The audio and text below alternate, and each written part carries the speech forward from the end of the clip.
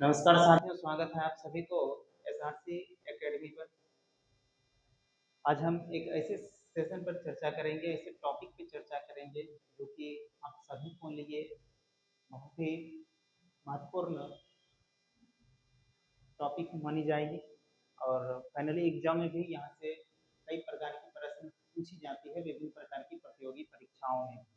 तो चलिए हम आज चर्चा करेंगे सुदर्शन झील के इतिहास के बारे में। तो सुदर्शन झील की जानकारी विशेष तौर पर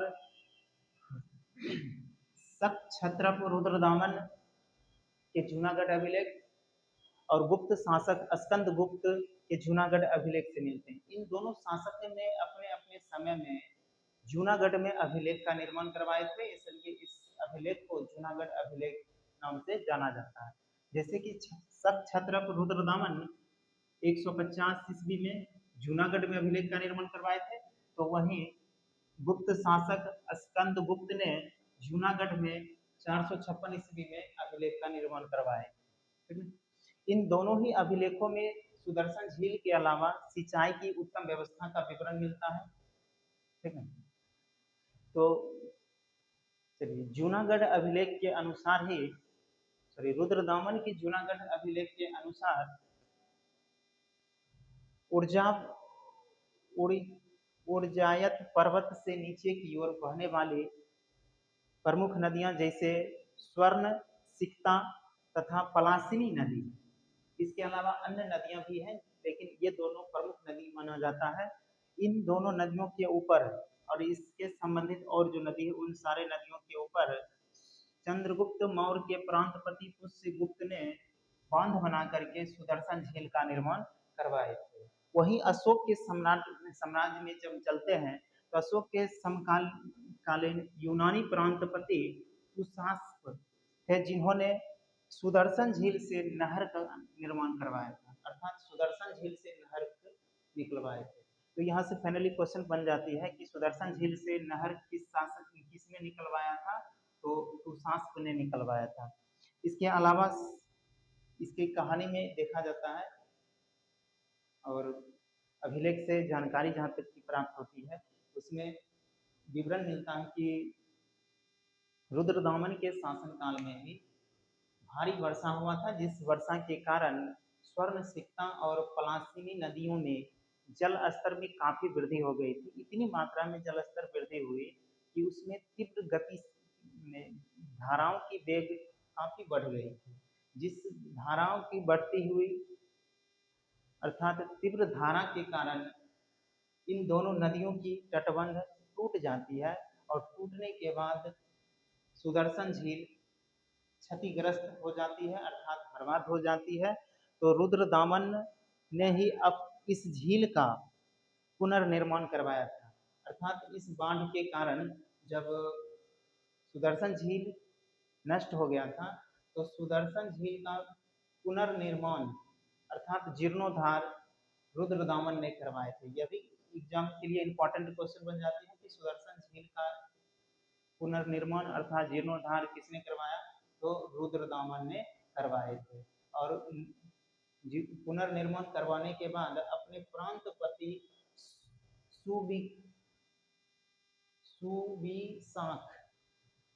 सुविशाख को इसकी प्रबंधक अर्थात देखरेख की जिम्मेवारी सौंप दी। पुनः 455 ईस्वी में जब इन दोनों नदियों में बाढ़ आई थी और उन बाढ़ों के कारण जब तटबंध टूट गए थे तो स्कंदगुप्त के प्रांतपति चक्रपालित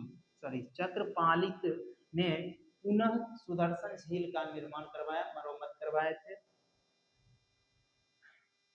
ठीक है, तो इस तरह से देखा जाता है कि सुदर्शन झील को दो शासकों ने पुनर्निर्माण करवाए थे। पहले तो रुद्रदामन ने करवाए थे।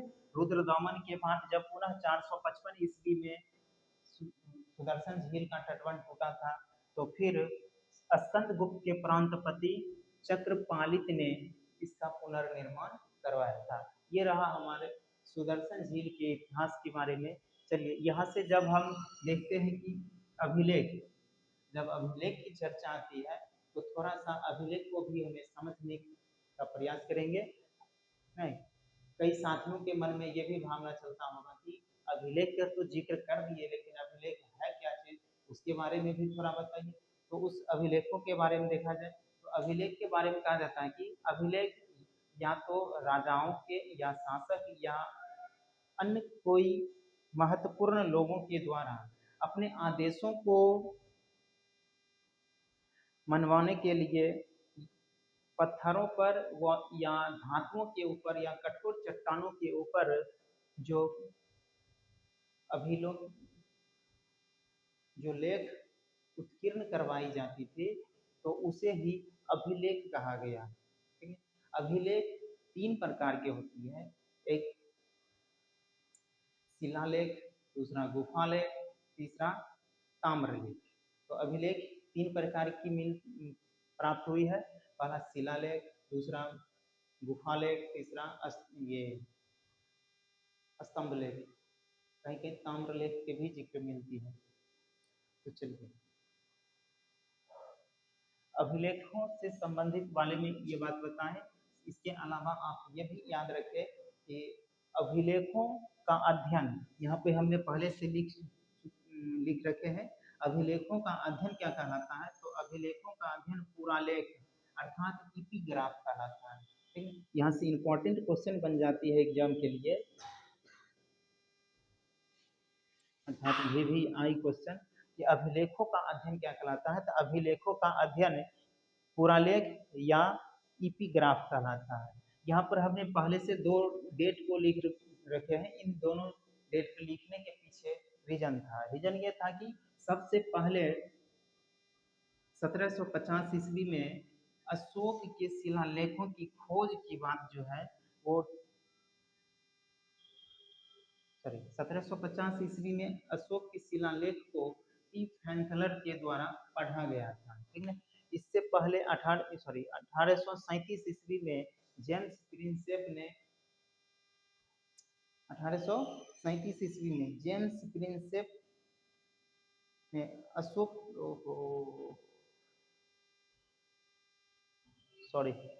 इस पर थोड़ा सा उल्टा बोल दिया हमने, एक बार रिकॉल कर लीजिए। 1750 ईस्वी में टी फैंकलर के द्वारा अशोक के शिलालेखों की खोज की गई थी, जबकि 1837 ईस्वी में जेम्स प्रिंसेप के द्वारा पहली बार अभिलेखों को पढ़ा गया था। जेम्स प्रिंसेप ही एक ऐसे व्यक्ति हुए जिन्होंने विदेशी व्यक्ति हुए जिन्होंने खरोष्टी और ब्राह्मी लिपि को पढ़ने में सबसे पहले सफलता हासिल की है। इस तरह से 1837 ईस्वी में जेम्स प्रिंसेप अभिलेखों को पढ़े थे। इसलिए जेम्स प्रिंसेप को बाद में चल करके भारतीय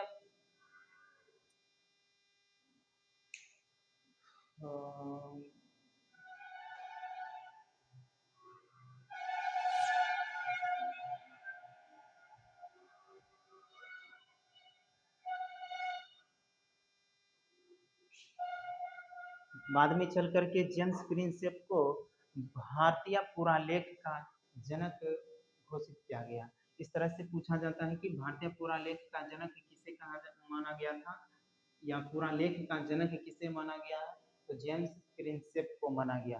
जेम्स प्रिंसेप जो 1837 ईस्वी में अभिलेखों को पढ़े थे और यही एक व्यक्ति ऐसे हुए, पहले व्यक्ति हुए जिन्होंने खरोष्टी और ब्राह्मी लिपि को पढ़ने में सफलता हासिल किए थे। इसके अलावा और कुछ बातों पर ध्यान दीजिए कि अशोक के 7वां अभिलेख जो है, जिसे भाब्रू का अभिलेख भी कहा जाता है या भाब्रू शिलालेख, तो अशोक के 7वां शिलालेख या भाब्रू शिलालेख जो कि सबसे लंबा शिलालेख है। इसके अलावा और एक बात ध्यान रखिएगा कि विश्व का सबसे पुराना अभिलेख मध्य एशिया के अंतर्गत स्थित बोगाज अभिलेख है। जिस बोगाज कोई अभिलेख में वैदिक कालीन प्रमुख देवताओं के जिक्र मिलता है, जिसमें 4 प्रकार की देवताओं का वर्णन मिलता है। ठीक है, पहला कौन सा है, तो 4 प्रकार के देवताओं में सबसे पहले इंद्र है, दूसरा वरुण है, तीसरा मित्र है और चौथा नास्ते है।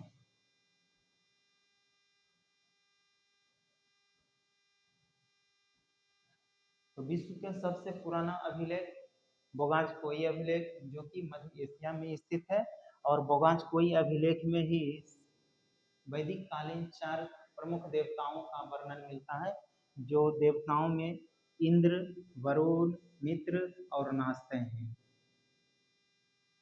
तो चलिए आज का सेशन इसी टॉपिक पर समाप्त करते हैं। मिलते हैं अगले दिन एक नए वीडियो के साथ, और साथ साथ आप सभी को सूचित कर देना चाहता हूँ कि 1 तारीख से यानी कि 1 अगस्त से सब्जेक्ट बाय सब्जेक्ट एक नए टॉपिक के साथ मिलेंगे, जिसमें विशेष तौर पर बिहार दरोगा की तैयारी की करवाई जाएगी। आप सभी मित्रों से रिक्वेस्ट है कि आप किस सब्जेक्ट का तैयारी करना चाहते हैं वो हमारे कमेंट सेक्शन में लिख करके आप हमें सुनिश्चित कर सकते हैं। प्रयास करेंगे कि आप सभी के सब्जेक्ट बाय सब्जेक्ट समस्याओं को दूर करें और बेहतर कंटेंट के साथ आप सभी के बीच पुनः मिलूँ। तो आप लोग कमेंट सेक्शन में ज़रूर लिखें कि किस सब्जेक्ट की तैयारी करना है। धन्यवाद।